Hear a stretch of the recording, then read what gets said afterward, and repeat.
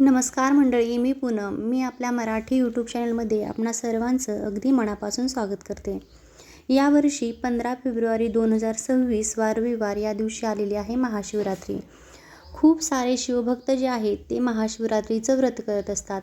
महाशिवरात्रीचा व्रत करताना किंवा उपवास करताना आपल्याला काही गोष्टी आहेत तर त्या पाळायच्या असतात. काही नियम आहेत तर ते कटाक्षानं पाळावे लागतात. महादेवांना भोळा शंकर म्हणतात. अगदी आपली साधी सोपी सेवा जरी केली तरी ती महादेवांपर्यंत पोहोचत असते. भाळीभोळी भक्तीही ते मान्य करून घेतात. असं जरी असलं तरी आपल्या हातून नकळत जरी काही चुका झाल्या तरी महादेव यांना लवकर क्रोध येतो आणि ते लवकर क्रोधितही होतात.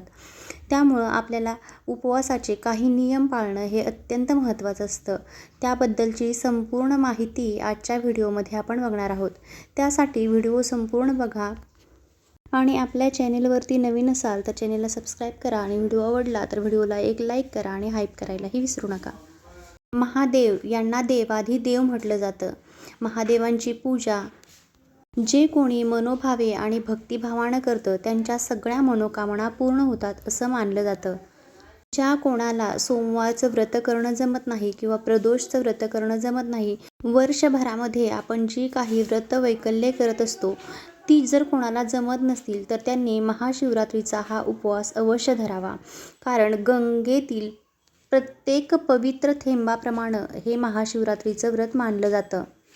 महाशिवरात्रीच्या व्रतादिवशी भगवान शिवशंकर आणि माता पार्वती यांचा विवाहही झाला होता. त्यामुळं या दिवसाला अनन्यसाधारण असं महत्त्व आहे. त्यामुळं या दिवशी पूजा केल्यानं, उपवास केल्यानं आपल्या आयुष्यातील दुःख कमी होतात आणि आपल्या सर्व काही मनोकामना पूर्ण होतात. पण हे उपवास करण्याचेही काही महत्त्वाचे नियम आहेत. तर ते नियम पाळूनच आपल्याला महाशिवरात्रीचा उपवास करायचा असतो. महाशिवरात्रीच्या दिवशी सकाळी आपल्याला स्वच्छ पाण्यानं अंघोळ करायची असते. स्वच्छ पाण्यानं अंघोळ करताना पाण्यामध्ये थोडंसं काळं तीळ टाकायचं आणि मग अंघोळ करायची. कारण आपल्या घरात जर काही पितृदोष असतील किंवा कालसर्पदोष असतील तर ते त्यामुळं निघून जातात, नष्ट होतात. म्हणून या दिवशी तीळ टाकलेल्या पाण्यानं आपल्याला स्नान करायचं आहे. त्याच्यानंतर स्वच्छ कपडे घालायचे. कपडे शक्यतो या दिवशी पांढऱ्या रंगाचे तुम्ही घालायचे आहेत. कारण पांढरा रंग हा भगवान शंकरांना अतिशय प्रिय आहे. भगवान शिवशंकरांच्या पूजेमध्ये पांढऱ्या रंगाला अतिशय महत्त्व आहे.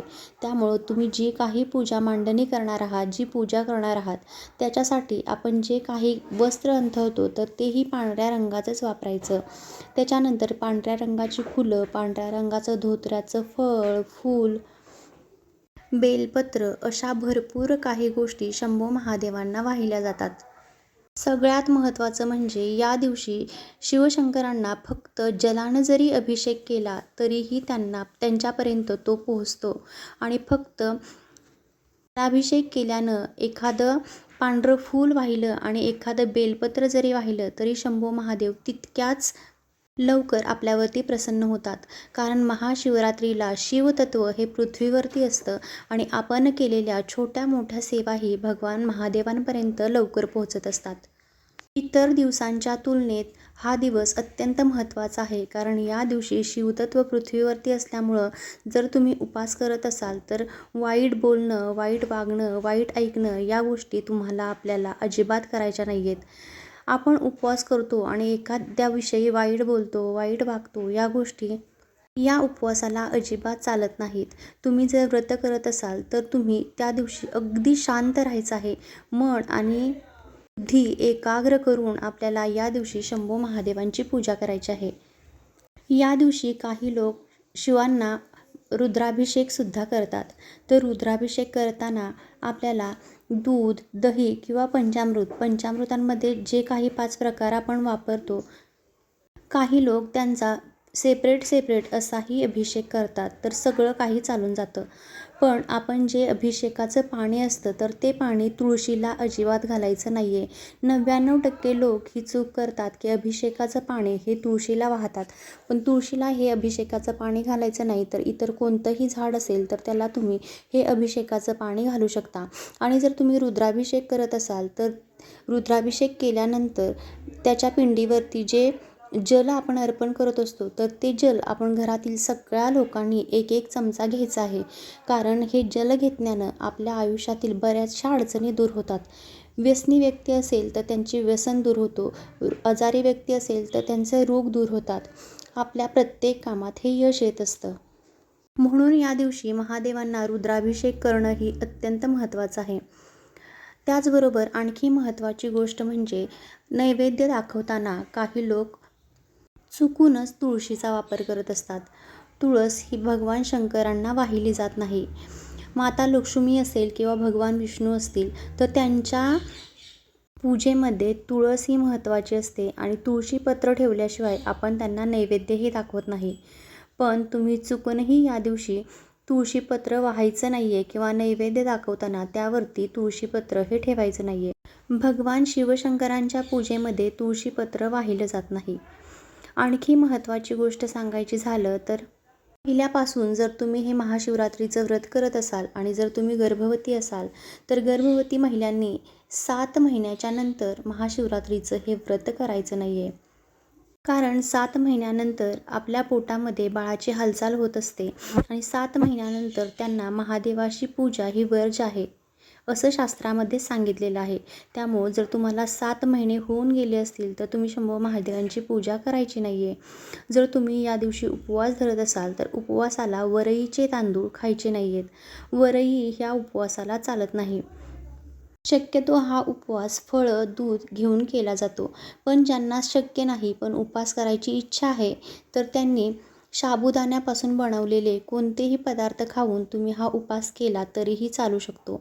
फक्त वरई खायची नाही आहे. राजगिरा तुम्ही खाऊ शकता, शेंगदाण्याचे लाडू वगैरे तुम्ही खाऊ शकता. त्याच्यानंतर साबुदाणापासून बनवलेला कोणताही पदार्थ तुम्ही खाऊ शकता, पण वरई या दिवशी खायची नाही आहे.